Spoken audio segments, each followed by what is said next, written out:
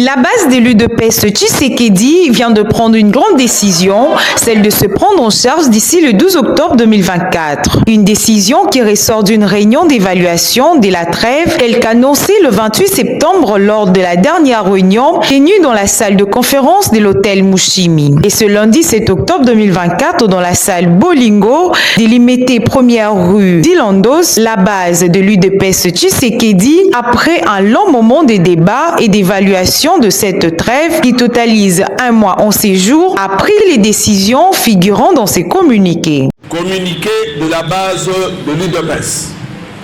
Consécutivement à l'engagement pris en date du 28 septembre 2024.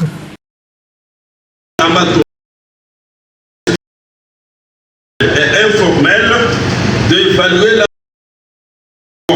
de traiter depuis la rencontre entre le secrétaire général sortant, l'honorable Augustin Kabouya, et le secrétaire général Ali Deo Bizi Balola devant Maman Marthe Kassalou, notre mère. La base a procédé à un examen profond de la situation de blocage constatée depuis la session de Sainte-Anne de la Convention démocratique du parti du 11 août 2024, à l'issue de laquelle les résolutions ont été annoncées, notamment la déchéance de M. Augustin Kabouya et la désignation de M. Deo Bizi Balola comme secrétaire général AI. Ceci étant, la base a décidé ce qui suit. 1. De se prendre en charge en date du 12 octobre 2024 à la permanence de l'UDPS pour amorcer. La base a décidé ce qui suit. 1. De se prendre en charge en date du 12 octobre 2024 à la permanence de l'UDPS pour amorcer la mise en œuvre des résolutions de la CDP du 11 août 2024.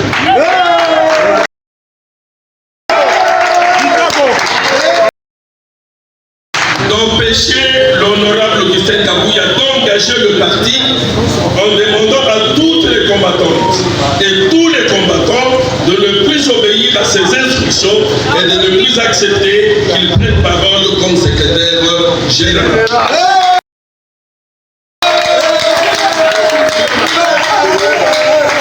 À cet effet, la base rappelle que le seul droit qu'on lui reconnaît est sa qualité de député national et son champ d'action est l'hémicycle du palais du peuple. 3. D'inviter toutes les fédérations de l'UDPS Tshisekedi. Oui.